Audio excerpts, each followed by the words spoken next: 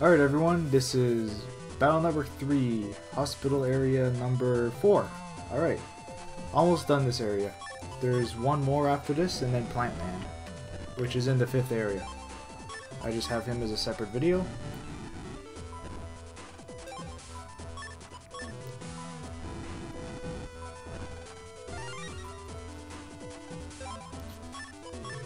What have I been up to lately?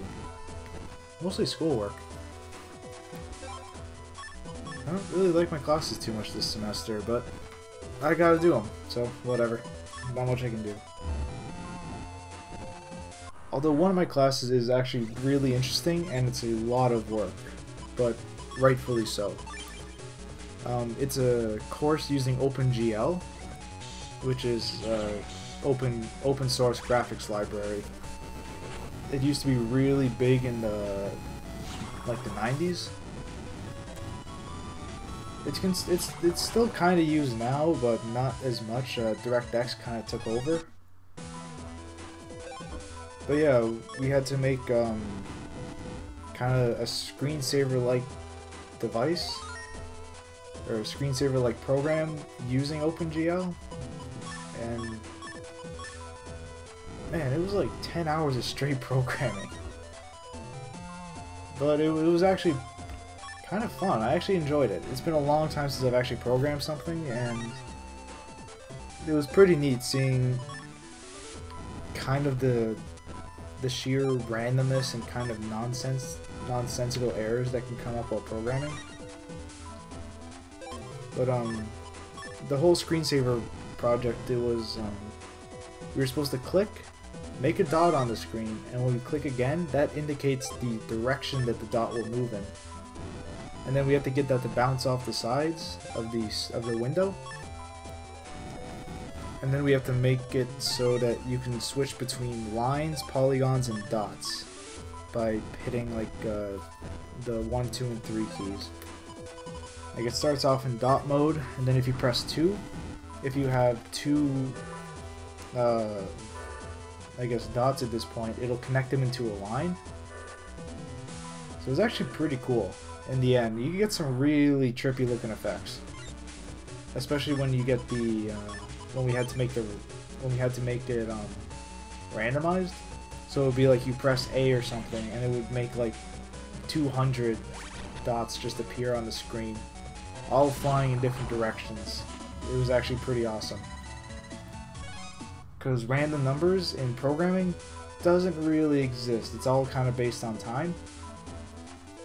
So if you just hold down the key, you end up with these like long strings of dots that are all moving in the same direction. So when you change that to line mode, you get this really weird looking effect. It's actually pretty awesome. And then polygon mode basically just crashes my computer.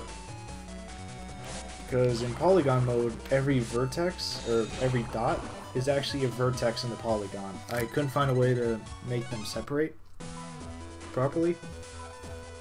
Mostly because I was tired and it was due at like noon the next day. It was like 10 o'clock at night, and I just didn't feel like it at that point.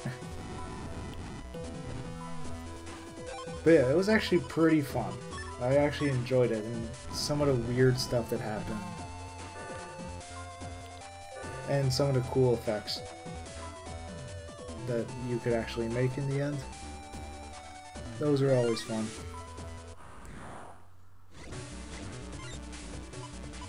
So yeah, that's basically what I've been up to over the last like month. It's kind of sad. I mean, the OpenGL thing in Resident Evil 4. Not a whole lot going on in my world. I haven't really done these just because I've been in class most of the time and just tired. I guess I've been playing Gears 3 a little bit with my friends. Played through most of that and beat Horde mode by some miracle. We got really lucky in that.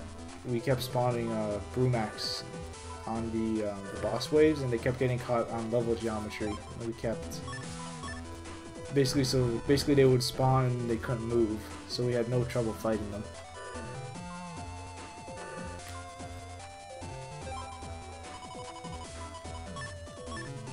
guess I decide to burn out the rest of these plants, and then I guess I head through the doorway after that. Okay.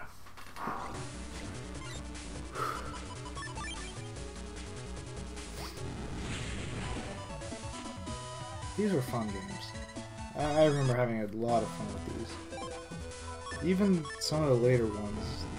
I guess I didn't really like 5 until I started recording the guide for it. I guess I understood it a lot more now when I'm better at these games than I was when I was like 12. When Battle Network 5 first came out. I actually still haven't finished recording that, surprisingly enough. But then again, I want to finish Battle Network 3, The Witcher 2, and the Battle Network 4 guide before I finish recording 5. Just so I can kind of